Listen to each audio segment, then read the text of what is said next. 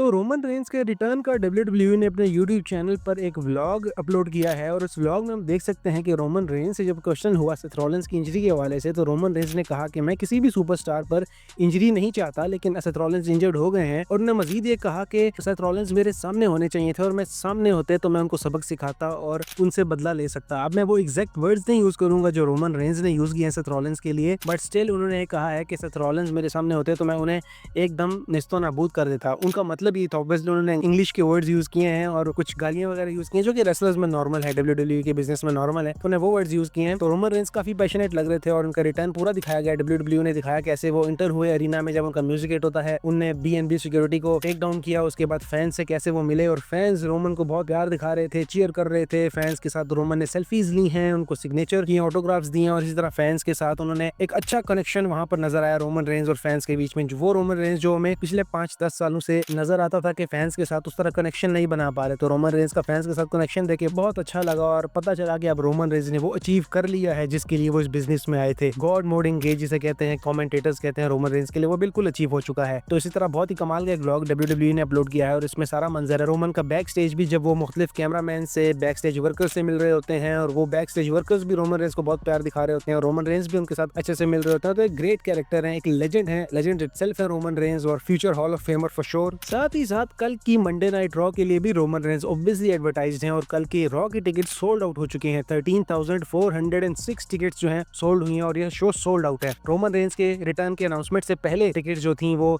Almost 10,000 sold हुई थी और रोमन रेंस के अनाउंसमेंट के बाद कि वो रिटर्न करेंगे उसके बाद 3,000 मजीद टिकट जो है वो सोल्ड हो गई हैं। तो ये है रोमन रेंस इफेक्ट और ये पता चलता है कि जब एक बड़ा रेसलर, एक नीडल मूवर जो रोमन रेंस कहते थे अपने आप को, वो जब शो अप करता है तो कैसे क्राउड आता है, कैसे फैंस एंगेज होते हैं इस बिजनेस के साथ। तो रोमन रेंस वाकई सबसे बड़ी सुपरस्टार हैं और सबसे बड़ा ड्रॉ है इस इंडस्ट्री का। तो रोमन रेंस कल हमें मंडे नाइट रॉ पर देखने को मिलेंगे। उनका सेगमेंट होगा पॉल हेमन के साथ जो कि पहले ही अनाउंस हो चुका है। पॉल हेमन को वो कॉल आउट करेंगे और पॉल हेमन के बिट्रे करने के बाद अभी तक रोमन रेंस और पॉल हेमन का एक फेस टू फेस सेगमेंट नहीं हुआ, तो रोमन रेंस वो सारी बातें करेंगे कि पॉल हेमन ने कैसे, क्यों, कब, किस वजह से बिट्रे किया, क्या रीजन थी पॉल हेमन और रोमन रेंस के बीच में। कल बहुत ही एक आइकॉनिक, क्लासिक और एक इमोशनल प्रोमो देखने को मिल सकता है और रोमन रेंस भी गुस्सा करेंगे। इसके बाद होगा यही कि ऑब्वियसली इस प्रोमो के एंड पे बीएनबी सिक्योरिटी आएगी, वो रोमन रेंस पर अटैक करेगी, जे उसो आ जाएंगे रोमन रेंस की हेल्प करने और फिर यहाँ पे शायद एक टैग टीम मैच सेट हो सकता है, Roman and J versus Bronson read and Bron Breakker. तो हमें ये कल देखने को मिलेगा मंडे नाइट रॉ पर। साथ ही साथ हमें सीएम पंक भी कल मंडे नाइट रॉ पर देखने को मिलेंगे। इसी के साथ रिया रिप्ली जो है वो भी एडवर्टाइज्ड है। Sami Zayn versus Karrion Kross का मैच भी शेड्यूल किया गया है और ये भी एडवर्टाइज्ड है। तो कल की मंडे नाइट रॉ बहुत स्टैग्ड होने वाली है क्योंकि आप समझ स्लैम से बस 2 वीक्स पहले की रॉ है, तो इस पे हमें बहुत कुछ देखने को मिल सकता है और बहुत अच्छी और क्लासी रॉ देखने को मिलेगी हमें। शो तो सोल्ड आउट है, रोमन रेंस भी आ रहे हैं और मैचेस भी अनाउंस्ड हैं, सीएम पंक भी एडवर्टाइज्ड है, सीएम और गंथर के साथ उनका सेगमेंट हो सकता है। तो कल की रॉ फुल पैक है और एक अच्छा शो, हमें एक अच्छी क्लासिक रॉ देखने को मिलेगी समर स्लैम से 2 वीक्स पहले।